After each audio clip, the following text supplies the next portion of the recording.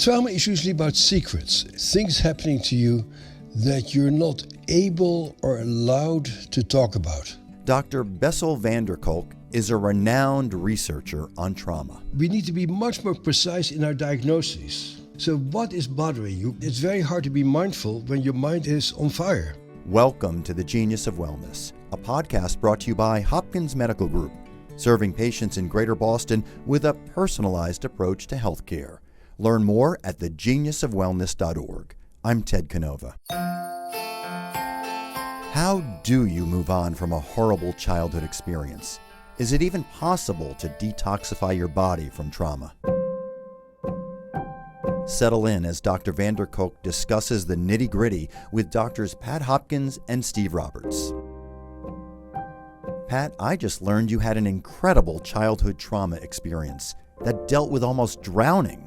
Explain it to us. Well, I was 6 years old at the beach with neighbors, and my parents weren't nearby. They had taken us for a weekend, my sister and I'd just been learning to swim, and I'm standing at the edge of the water, and all of a sudden a wave came that was bigger than I was and just swept me out.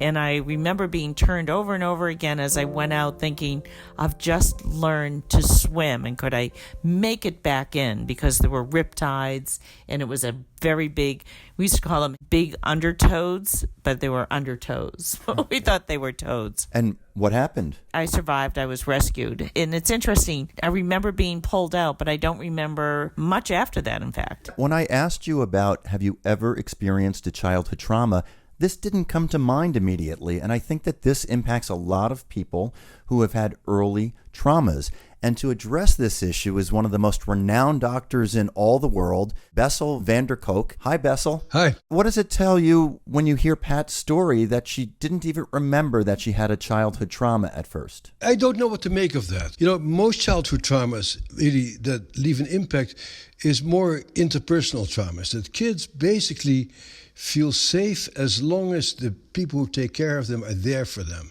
And so a single incident like this would be momentarily extremely scary, but if people are there for you afterwards and they make you feel safe and they cuddle you, you're probably going to be okay. We are a very resilient species. The things that really messes up if the people who we depend on for safety and security actually turn on us. So the fact that you almost drowned, they go like, oh, interesting. What effect did it have on you? Did you become afraid of the water? Did you continue to swim? And most likely, you did okay. What's striking about trauma is that it's discovered and also forgotten. Yeah. Isn't that true? Yeah, but most trauma that leaves a real impact is interpersonal trauma, is really being hurt and molested and put down by people who you encounter.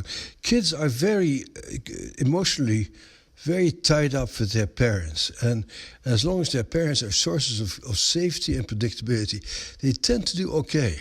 Well, let's go to a world event then, because you have such a history, born at the end of World War II. What did you learn in the aftermath of World War II when it came to your childhood? Even that is dubious. I was certainly preoccupied with the war, but I'm one out of 5 siblings, and I'm the only one who has a deep preoccupation with trauma. So that doesn't explain it. These things are not linear. I became fascinated by trauma probably because more that I always suspected that my mom had something terrible happen to her than anything else. And of course, the Second World War was an organizing principle of my mind, but so it was for many other people who never became trauma specialists. So the trauma of our parents, can we inherit that trauma? Oh, absolutely. If your parents become uptight, upset, nervous, freaked out, extremely angry about things that you don't understand and that you don't know where it comes from, one tends to get very preoccupied with trying to predict what your parents are going to do for you. And there's evidence on multiple levels that trauma really passes on from generation to generation, and that your epigenetic changes, your stress hormones change, depending on how your parents respond to you. So if you have something bad happen to you as a kid, and your parents are always there for you, and they're calm, and they're quiet, you're going to be okay by and large. Bessel, it's surprising a little bit because since you were born at the end of World War II, I had read that your father was in a concentration camp and that you barely survived, you have written. That's true. So you're saying that this unspeakable cruelty that you dealt with as a child didn't play into your life? Well, it had an impact on me, but if you try to go there, you really are skating on very thin ice. I mean, I'm one out of 5 kids, and we all are very different, and we have different preoccupations, different professions, and you cannot, in a linear way, he became this trauma expert because of what happened to him when he was 2 years old. No, most kids who grew up at the same time as I did not become trauma experts. Do you think the ability to daydream, Franco writes about that, the survivors of the Holocaust were those that actually saw themselves back in their safety of their home? Can a child heal themselves? How do they get healed? We are an astoundingly resilient species. There's more of us. We have wiped out most other species. So we're made for survival, basically. Kids also survive unspeakable cruelties, which leaves their traces, but they're not predictable. They're not linear. One kid have kind of similar experiences, and different kids come out in different ways. The capacity for imagination is enormously powerful. And I think what really liberates children is the ability to imagine other realities, other possibilities, other caregivers, fairy tales, books, movies, Harry Potter. Creating Harry Potter in your mind is enormously powerful in terms of helping people to survive horrible things. Fast forward, Bessel, to adulthood, where so many of us stuff some of the things that have happened in our past. Does everybody need to unearth that past, or is some of it should it just stay compartmentalized, or does it play out sideways in people's lives and people's decisions? Well, I'd like to say the trauma is not what happened in the past. The trauma is how certain experiences continue to be re-experienced in the body today. So in some ways, the past is almost irrelevant, except to the degree that your body keeps reacting to current experiences as if you're back there. And that's why the story about your almost drowning as a kid is of some interest, but the real interest is how you're doing with swimming now. Surfing. It's the only thing that I care about. Right. If you enjoy swimming right now and you enjoy taking a bath, you're just fine. Yeah. So we're not looking to treat somebody who had a trauma by opening up that whole bag of difficult times. If they are functioning well and it's not repeating, or if it's not playing out in their everyday life, just leave it behind and don't try to understand it. Some people like to understand their past. Other people don't want to understand their past. The only judgment that's relevant is how are you doing? And if you have loving relationships with people in your environment and you're enjoying what you do, have a good life. Your specialty is trying to detoxify the trauma that's inside of us. Well, to some degree. Who gets hurt? Trauma is usually about secrets. Very oftentimes it's about things happening to you that you're not able or allowed to talk about. And that oftentimes has to do with your relationship to your caregivers, because you depend on your caregivers. And if your caregivers put you down or freak out on you or become very violent, a kid is unlikely to be able to talk about it and to say, I really love my dad, but I'm so scared of him. Or I really love my mom, but she starts screaming when I start doing minor things. And so you carry these imprints and you cannot really talk about it. So if you've read my book, it's called The Body Keeps a Score. And that's really what it's all about, is that your body may become the storehouse of intense emotions. And trauma is lived out in heartbreak and gut-wrenching experiences that sit in your body. And what's important also is that telling the story about the past probably helps you to now understand why you feel so badly. But telling the story about the past doesn't necessarily undo the past, because it's really your body that gets reset by that traumatic experience. And the treatment of trauma is making the body feel safe. Hi, it's Ted taking a second to remind you that the Genius of Wellness is your place for interesting podcasts, tips for healthy living, and doctors who provide a personalized approach to healthcare. You can find it all, plus schedule an appointment at thegeniusofwellness.org. Now back to our conversation. Bessel, you've brought up so many things. You've introduced so many ideas. I think, one, it invites this idea that what a parent might think is really an innocuous or insignificant thing that they're doing can actually be a very significant thing to a child. I would imagine that if an impartial observer would observe the interactions, that they would be able to see what's going on. And you see this kid shutting down, or you see this kid becoming dysregulated, or you see this kid becoming clingy. So it is acted out by behaviors, but behaviors that parents themselves, because they may be blind, cannot observe, and that kids cannot articulate because they just have bodily reactions. Well, people who suffer from trauma often do it individually. And when they look for help from friends or their support group, very often society wants to forget it. They basically say, get over it. It happened 40 years ago. That's not always the most healthy way of getting over it. That's really a misunderstanding, which I was writing an article about it. We created the diagnosis of PTSD for political purposes and connected up with the past event. So where PTSD comes from is from the Veterans Administration, where we had to explain to the government, these guys are messed up because of the war. And we made it into a memory diagnosis. But people don't come for treatment because of their memories. People come for treatment because something is bugging them right now. They're afraid all the time. Or when they get close to somebody, they shut down. Or they get very angry about minor issues. Or they feel that their heart is frozen. People really very rarely come for treatment because of something that happened to them in the past. It is the therapist who connects their symptoms with the past. Say, oh, you feel so upset because you drowned as a kid, or you feel so upset because somebody molested you as a kid. You go, and that's why you feel so upset right now when this occurs. But it's the therapist who makes that connection. It's rarely the sufferers themselves who make that connection with the past. So what's the worst trauma then? The worst trauma is to be abandoned by the people who are supposed to take care of you. In past work I've done with children who have anxiety disorders or PANS and PANDAS or even autism spectrum, I think the parents were very loving and they were doing everything in their power to create a safe environment and to try and just understand how do they help that child feel safe, but then the child is still acting out in ways in which they don't know how to actually make them feel safe. So what are those factors that a child who may be confused about, being scared or being safe or what's going on, how do you make an environment that they will anticipate is actually a safe environment for them to be in so that they don't develop trauma? Again, so the way you frame it is not the way I would think about it. For one thing, you're talking about anxious children.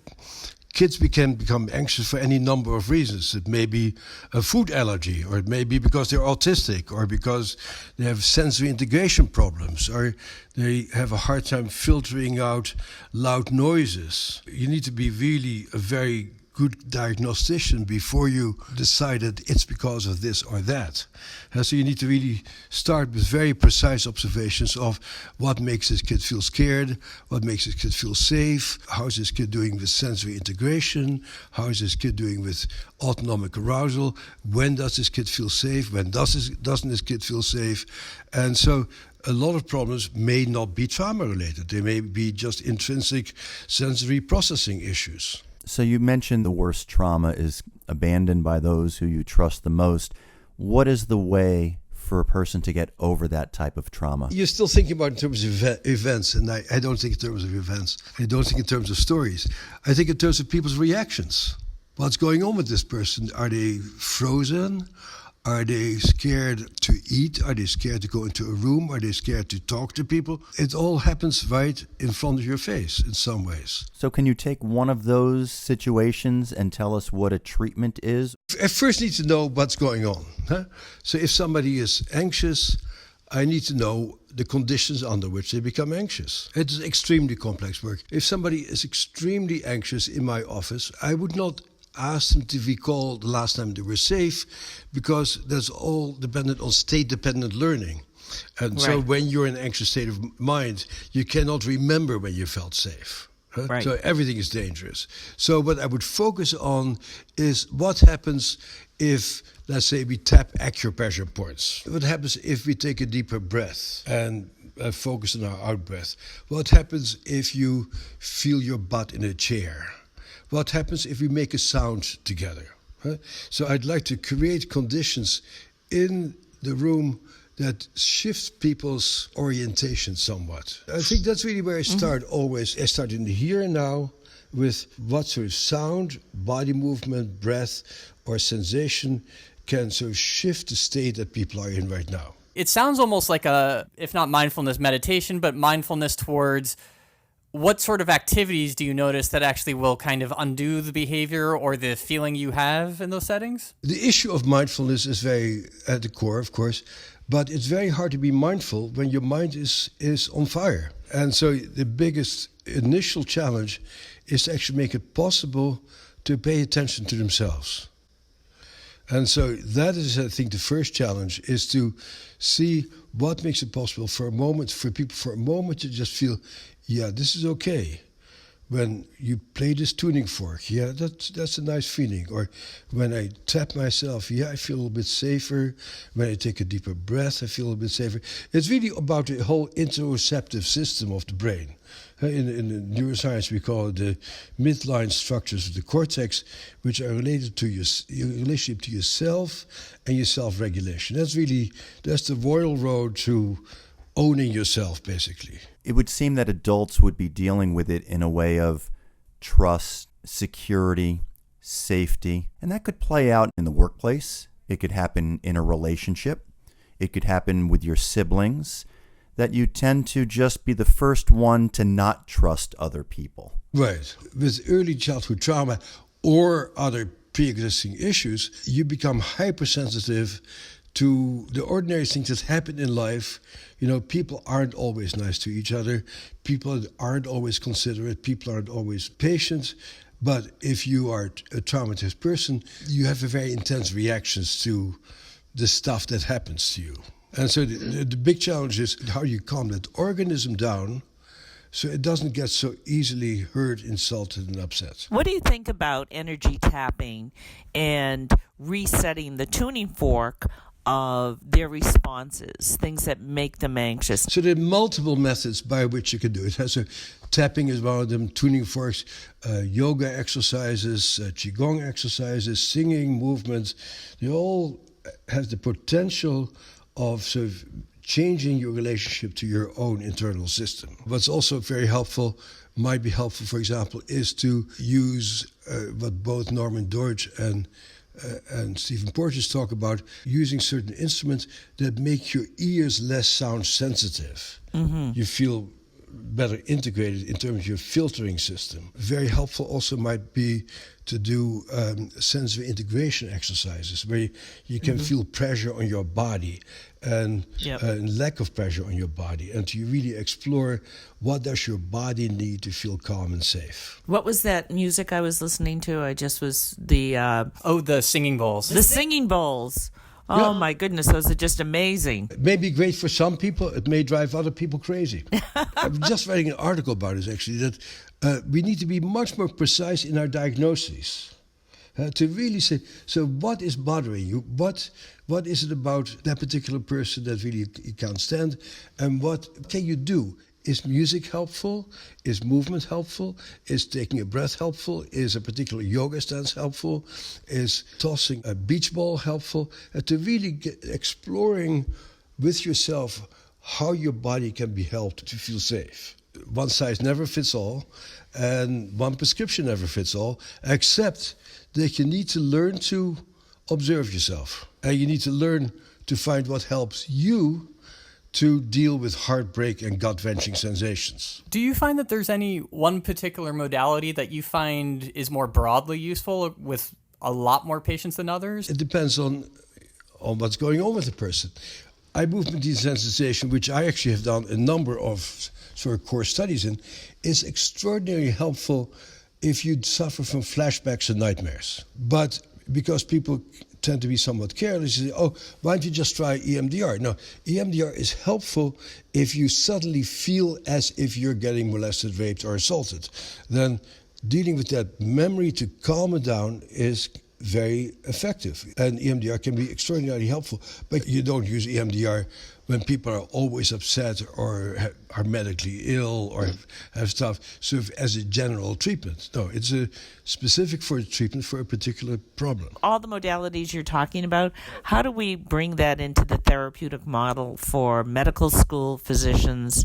I'm actually seeing less understanding of that with the new graduates. There's a lot of problems in medicine, of course, where everything gets mechanized and we don't get to know people in details. It's a very alarming situation that we're supposed to make people's symptoms go away in 7 minutes. I have a new doctor who I've now met twice for 7 minutes. He doesn't have a clue of who I am. I said, but I have to bill you for 7 minutes, and I'd have to bill you more if I see you an additional 7 minutes, but I really don't have time to come in to get to know you. So there's a lot of things that are really very, very wrong in our post-capitalist society, where everything is measured by the number of minutes and how much profit is being made by stuff. I was asked by the dean of my medical school to deal with the fantastic burnout rate of physicians.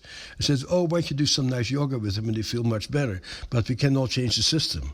I said, I'm sorry, you have to change the system. That's why people are burning out. And as long as you cannot have a relationship with the people you treat, you are going to feel terrible and you're going to feel dissatisfied when you come home. We really need a revolution. We can have all these little things that we can do, but basically, if everything is measured by how much money particular people are making, and that's the only value of worth, all these symptoms that we're dealing with are going to occur. Well, Doctor, you gave us a lot to think about because you gave us so much information. Dr. Bessel van der Kolk, thank you. Thank you. Thank you so much. And thank you for listening to The Genius of Wellness. If you like our podcast, do us a favor. Share it with your friends and family and write a review on this podcast channel. It'll help more people find us. The Genius of Wellness is brought to you by Hopkins Medical Group, serving patients in Greater Boston with a personalized approach to healthcare. Learn more at thegeniusofwellness.org. I'm Ted Canova. See you next time.